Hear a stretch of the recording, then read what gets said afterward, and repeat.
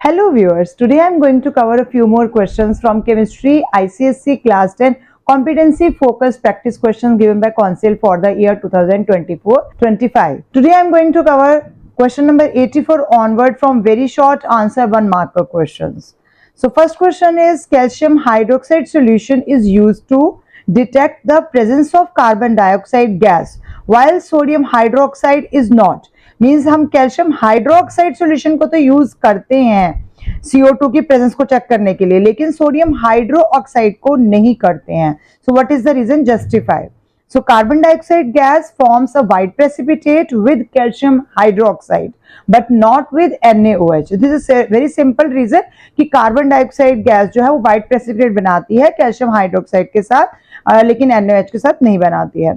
Next is hydrogen chloride fumes in the air. Justify मतलब उसकी fumes क्यों आती है? Because we all know that HCl is highly soluble in water. 1 volume of water dissolve 452 volume of gas at room temperature. So even in minute traces of air, it is highly soluble. Next is during the extraction of aluminium bauxite, its principal ore is reduced by the electrolytic method. Why? Because the bond between aluminium and oxygen is very strong, or you can also say aluminium oxide is very stable, so cannot reduce by common reducing agents like carbon, carbon mono or hydrogen. Next is why is pure acetic acid also called glacial acetic acid? Because pure acetic acid on cooling below 16.5 degrees Celsius, or in some books 17 degrees Celsius is also written, crystallizes out to form a crystalline mass which resembles ice. That is why it is known as glacial acetic acid. Question number 88 is a fuse wire is an alloy made of tin and lead. It is a safety device that prevents the damage of electronic gadgets. You all know कि fuse safety के लिए लगाया जाता है. Due to excessive flow of current अगर कोई damage होगा तो fuse रोक लेगा. तो can copper replace tin when making alloys? तो क्या हम copper को use कर सकते हैं? हम जहाँ जो copper मतलब है उसको use कर सकते हैं, tin को हटा दें. Justify your answer. No. Why? Because copper has a melting point which is very high. So हम नहीं यूज कर सकते. हमें फ्यूज के लिए क्या चाहिए? सेफ्टी डिवाइस कैसे है कि वो खुद सेफ गार्ड करता है, खुद मेल्ट हो जाएगा, क्योंकि उसका मेल्टिंग पॉइंट लो होना चाहिए, तभी वो खुद मेल्ट होगा और गैजेट को सेफ कर देगा. लेकिन कॉपर यूज नहीं हो सकता, तो बहुत सिंपल सा रीजन है. Next is ethyl alcohol is a colorless liquid. It is used as a major constituent in alcoholic beverages and also in the manufacture of many chemicals. हम उसको use करते हैं ethyl alcohol. Alcohol है तो beverages में use होता है. When a chemical manufacturing unit ordered ethyl alcohol, लेकिन अगर कोई भी order करेगा कि मुझे ethyl alcohol चाहिए, तो they were supplied with a purple colored alcohol instead of a colorless one. नहीं दिया जाता, उसको पर्पल कलर का इथाइल अल्कोहल मिलता है. तो state the reason and purpose of this colour change, कि ऐसा क्यों होता है? क्योंकि इसमें जो कलर डाई है वो डाला जाता है. A colour dye is added to ethyl alcohol to denature it. Denature means उसको उसके अंदर कुछ मिक्सिंग की गई है टू मिक्स विद टॉक्सिक और बैड टेस्ट सब्सटेंस, ताकि सामने वाला उसको ड्रिंक ना कर सके. So as to prevent the misuse of alcohol, or you can say to make it unfit for human consumption. Next is question number 90. Ionization energies of 4 elements A, B, C, D are 496, 403, 520 and 419 kilojoule per mole respectively.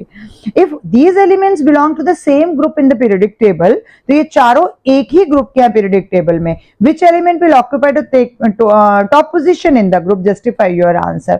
So we know that ionization energies decreases down the group. अगर हम एक ही group में नीचे जा रहे हैं तो वो डिक्रीज होगी. तो इनमें से सबसे ज्यादा वाली कौन सी है? वो उसने पूछा टॉप पर है. तो element C with maximum ionisation energy will top the group as it decreases down the group. तो सबसे मैक्सिमम वाला ऊपर आ जाएगा, यानी कि सी, यानी 520 जिसका है. तो यहाँ पर बस हमने थोड़ा सा लॉजिक लगाना है कि कहां से कहां की तरफ डिक्रीज हो रहा है, इंक्रीज हो रहा है. Question number 91 is some general rules for the solubility of salts in water are listed. Carbonates are insoluble except ammonium carbonate, potassium carbonate and sodium carbonate. Chlorides are soluble except lead 2 chloride and silver chloride. Nitrates are soluble. Sulphates are soluble except barium sulphate, calcium sulphate and lead 2 sulphate. ये हमें solubility के answers दिए हुए, मतलब solubility के क्या rules है वो दिए गए हैं, कौन कौन से एक्सेप्शंस है वो दिए हैं. Now which substances produce an insoluble salt when aqueous solutions of them are mixed? तो आपने जस्टिफाई भी करना है आंसर को। तो पहले केस में copper nitrate and magnesium chloride दिया हुआ है, फिर क्या करेगा इसके अंदर ये कॉपर नाइट्रेट और मैग्नीशियम क्लोराइड, तो नहीं कर पाएगा। हमें देखना है कि क्या डिस्प्लेस होगा, जिसके बाद जो चीज बनेगी वो इनके एक्सेप्शंस में है। उसने बोला इनसॉल्युबल सॉल्ट है, यानी सॉल्ट सॉल्युबल नहीं बनना चाहिए।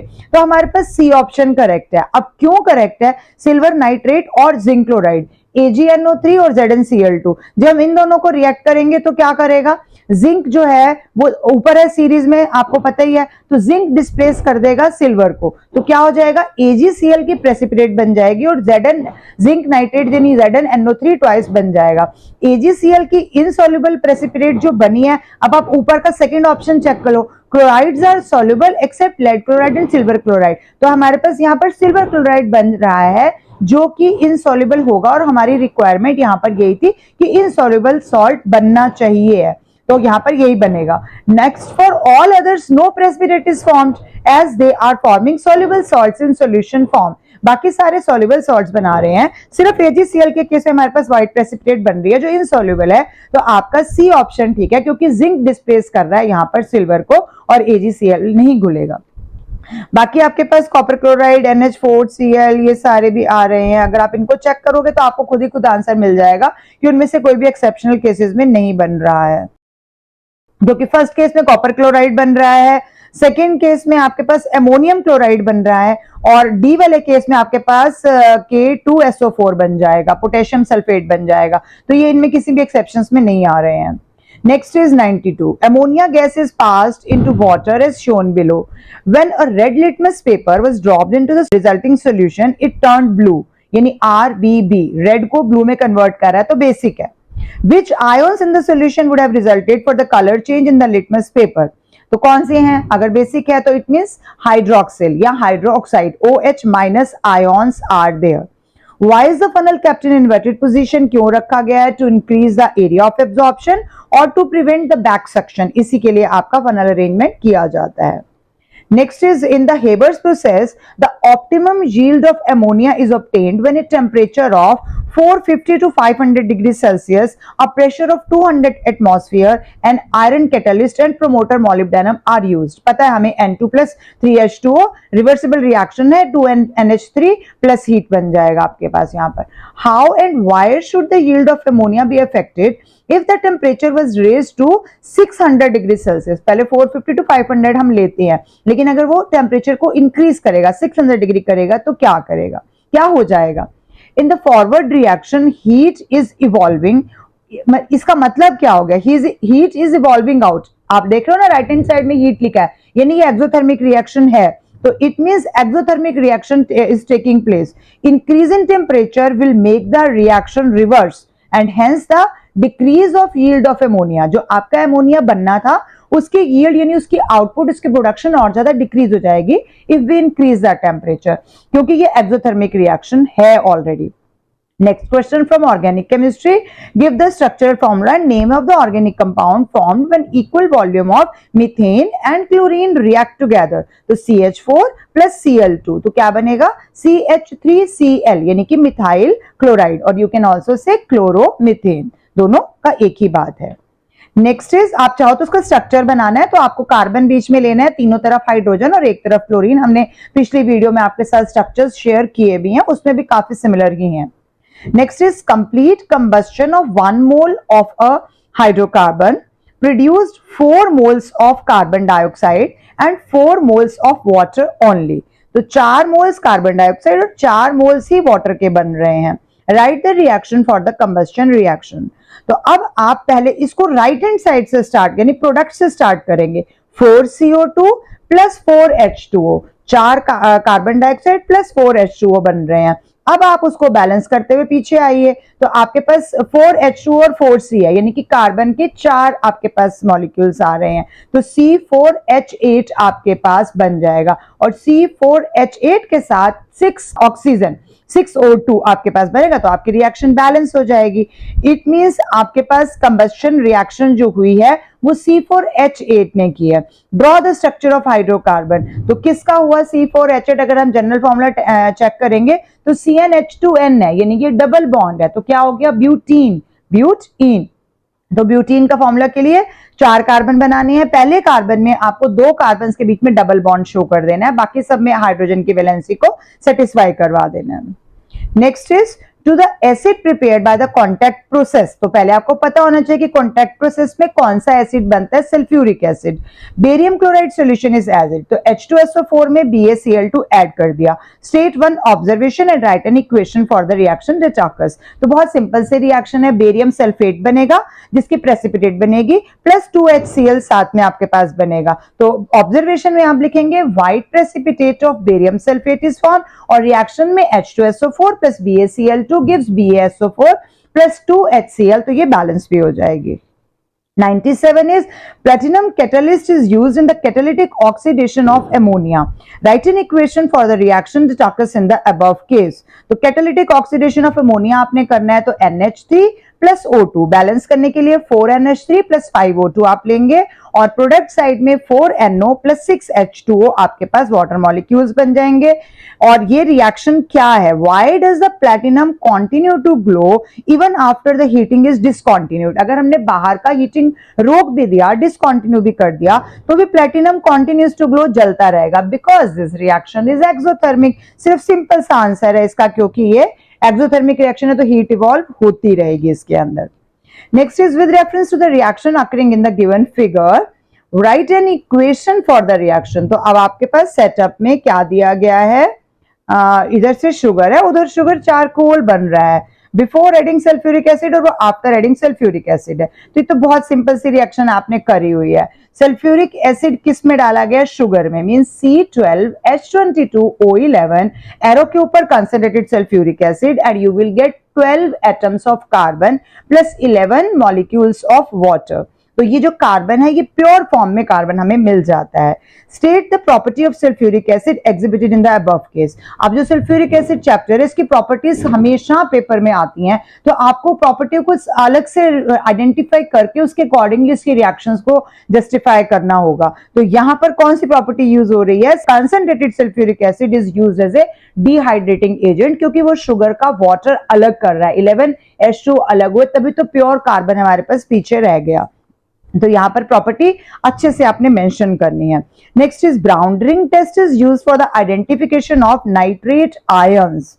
तो यहां पर ब्राउन रिंग टेस्ट हम यूज करते हैं, पता है आपको, नाइट्रेट आयंस के लिए। Why is freshly prepared ferrous sulfate solution used in the above test? क्यों करते हैं हम, बिकॉज इफ FeSO4 जो फेरस सल्फेट हमने लिया है is left exposed to air or you can say atmosphere, it is oxidized to ferric sulfate. तो FeSO4 से वो फेरिक सल्फेट बन जाएगा and it will not give the brown ring test. अब ये नहीं देगा, मींस कि वो उसको रिस्पॉन्ड ही नहीं करेगा टेस्ट को, it will not respond to the test, ये हमारा आंसर होगा। What is the chemical name of the brown ring जो बन रही है टेस्ट ट्यूब के सेंटर में, उस ब्राउन रिंग का केमिकल नेम क्या है, it is nitroso ferrous sulphate, यानी कि ब्राउन कलर का कंपाउंड है। केमिकल नेम पूछा है तो हम नेम देंगे, फॉर्मूला बोलेगा तो फॉर्मूला देंगे। नेक्स्ट अब आपके पास न्यूमेरिकल आ गया।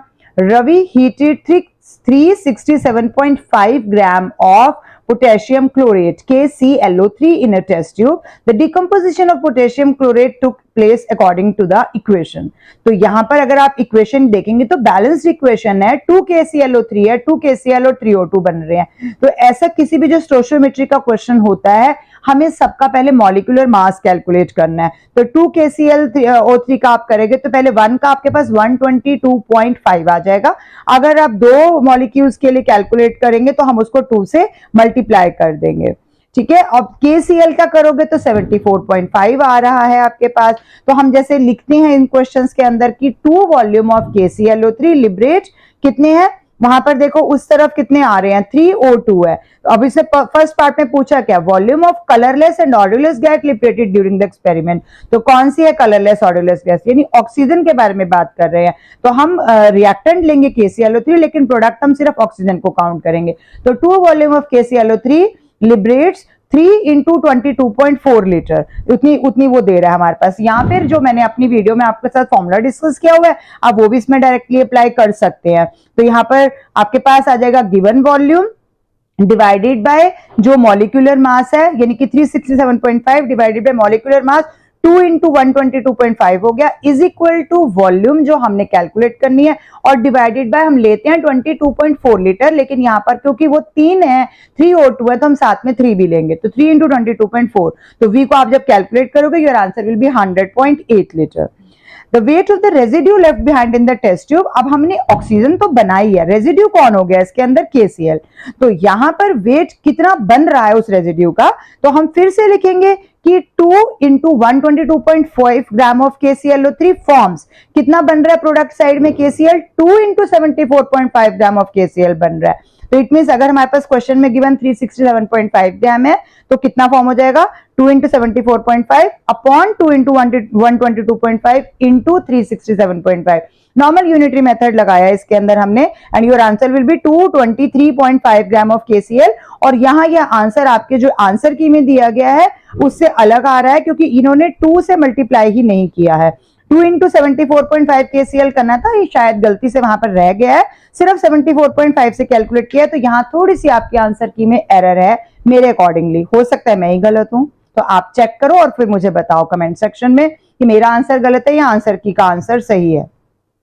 बात तो एक ही है।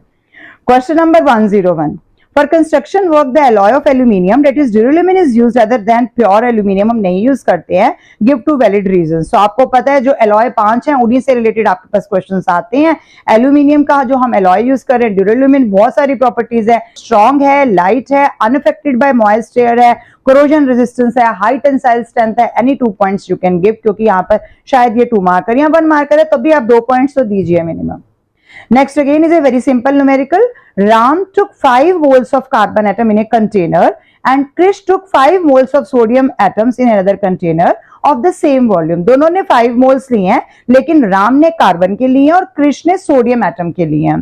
तो whose container is heavier? अब किसका कंटेनर इसमें हैवी हो जाएगा? तो कार्बन के पास कितने आ जाएंगे, कितने ग्राम आ जाएगा, 5 तो मोल है, लेकिन कार्बन का अपना कितना मास है 12, तो 5 इंटू 12 मतलब 60 ग्राम हो गया। सोडियम का कितना होता है 5 इंटू 23, तो 23 से मल्टीप्लाई करोगे तो योर आंसर विल बी 115 ग्राम। तो इट मींस राम के पास जो है कंटेनर उसका मास कितना हो जाएगा 60 ग्राम, और जो कृष के पास है 115 ग्राम। तो हुज कंटेनर इज हैवियर, कृष का हैवी हो गया, हालांकि मोल दोनों 5 हैं लेकिन उसका खुद का मोलर मास ज्यादा है ना, ये एटॉमिक मास कहेंगे इस केस में हम, तो 115 ग्राम ज्यादा है 60 ग्राम से, इसीलिए।